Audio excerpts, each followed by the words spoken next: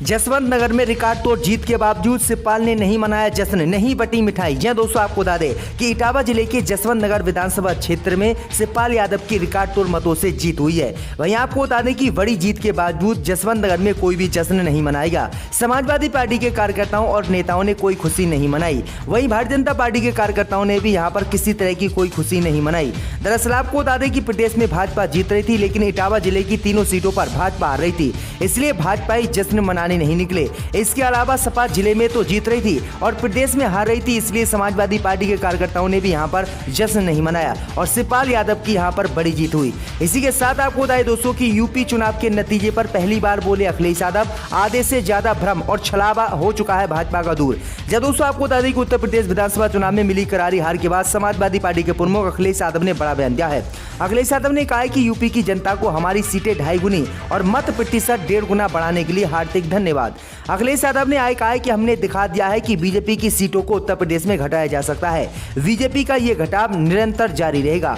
आधे से ज्यादा भ्रम और छलावा बीजेपी का दूर हो गया है, बाकी कुछ दिनों में दूर हो जाएगा। वहीं समाजवादी पार्टी प्रमुख अखिलेश यादव ने उत्तर प्रदेश की करहल विधानसभा सीट पर केंद्रीय मंत्री और भाजपा उम्मीदवार एसपी सिंह बघेल को 67,504 मतों से हराया है।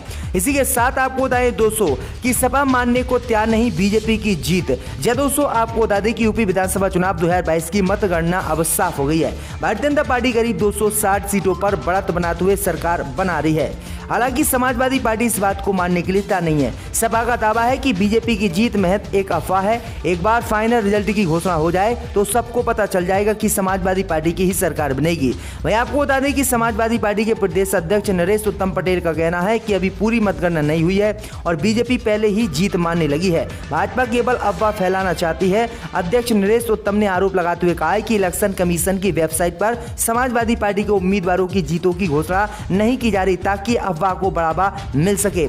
इसी के साथ आपको बताएं दोस्तों कि यूपी विधानसभा चुनाव में मुसलमानों का बड़ा कद, इस बार 34 विधायक जीते। जब दोस्तों आपको बता दें कि इस बार विधानसभा चुनाव में मुसलमानों का काफी कद उत्तर प्रदेश में बढ़ा है। पिछले चुनाव के मुकाबले 10 मुस्लिम प्रत्याशी ज्यादा इस बार उत्तर प्रदेश चुनाव में जीते हैं। जीतने वाले मुस्लिम प्रत्याशियों की कुल संख्या उत्तर प्रदेश में 34 है।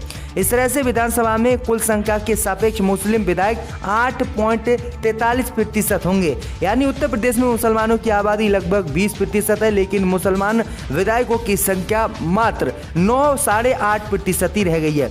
वहीं आपको बता दें कि जीतने वाले सभी मुस्लिम प्रत्याशी सपा गठबंधन ने उतारे हैं और अन्य किसी पार्टी से एक भी मुसलमान विधायक उत्तर प्रदेश में नहीं जीता है।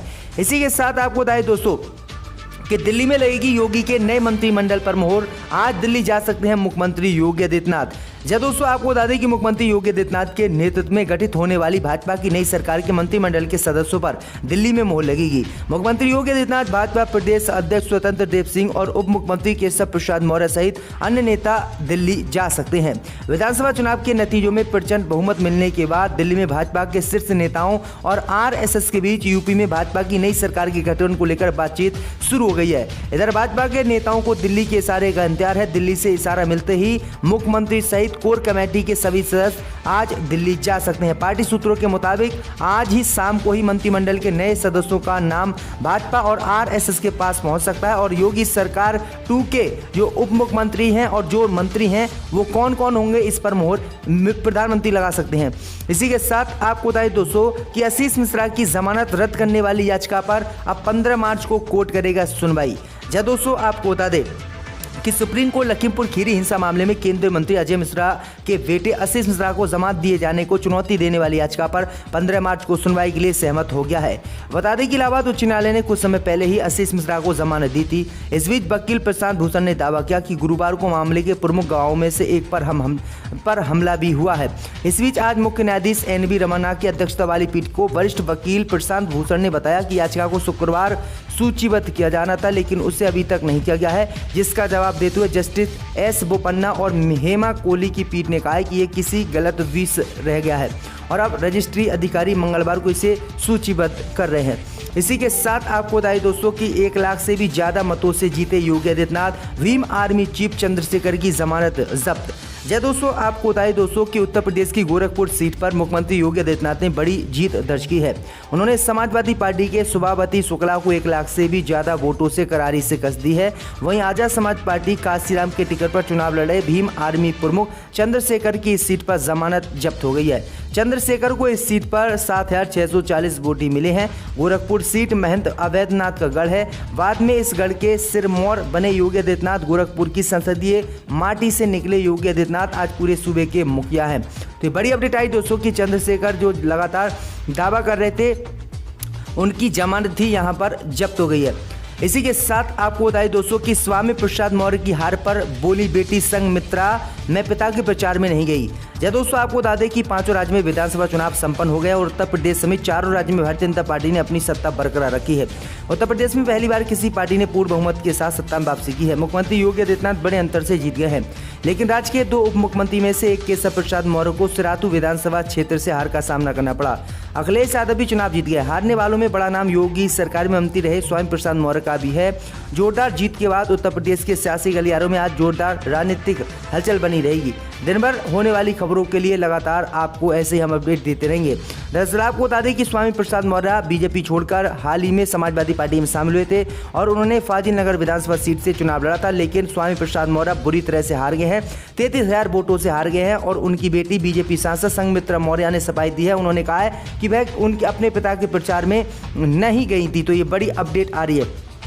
इसी के साथ आपको बताएं दोस्तों कि मुरादाबाद की 6 सीटों में से 5 पर सपा का कब्जा, बीजेपी को मिली सिर्फ 1 विधानसभा सीट। जय दोस्तों, आपको बता दें कि उत्तर प्रदेश की मुरादाबाद जनपद में 14 फरवरी को दूसरे चरण में मतदान हुआ था। वहीं मुरादाबाद जनपद में 10 मार्च की सुबह 8 बजे से मतगणना शुरू कर दी गई थी, जिसका परिणाम रात 8 बजे आया है।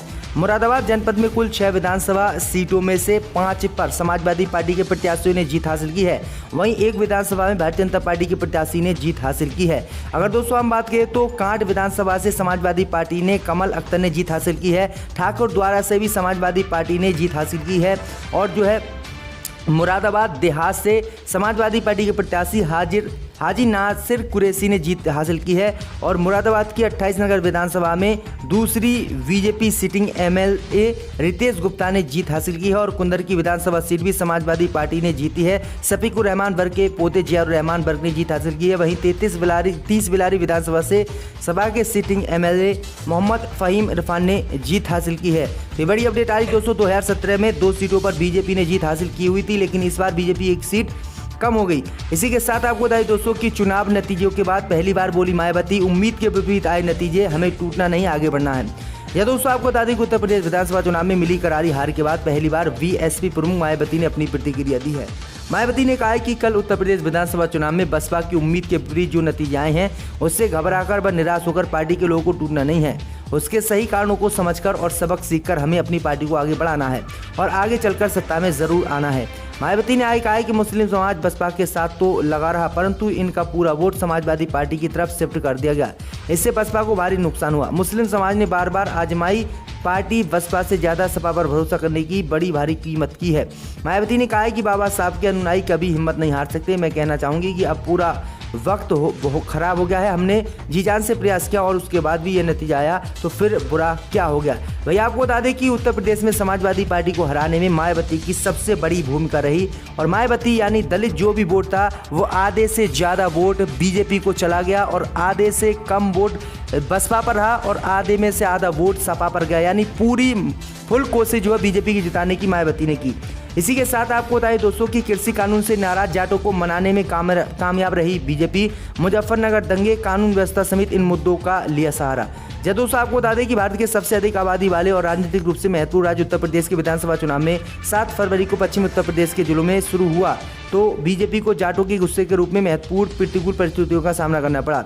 3 कृषि कानून को लेकर पिछले 1 साल से किसान लगातार बीजेपी के खिलाफ आंदोलन कर रहे थे, लेकिन आपको बता दें कि कृषि कानून से नाराज जाटों को उत्तर प्रदेश में भाजपा मनाने में कामयाब रही। मुजफ्फरनगर दंगों का जिक्र करते हुए कानून व्यवस्था समेत कई मुद्दों का सहारा लेकर बीजेपी ने जाटों को यूपी में मना लिया, जिससे समाजवादी पार्टी और आरएलडी को बड़ा नुकसान हुआ और बीजेपी ने उत्तर प्रदेश में सरकार बना ली।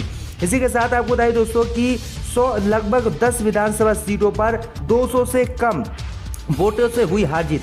जब दोस्तों आपको बता दें कि उत्तर प्रदेश विधानसभा चुनाव के गुरुवार को नतीजे घोषित कर दिए हैं। इस बार भी भारतीय जनता पार्टी ने अपने सहयोगियों के साथ 273 सीटों पर जीत दर्ज कर पूर्ण बहुमत की सरकार बना ली है।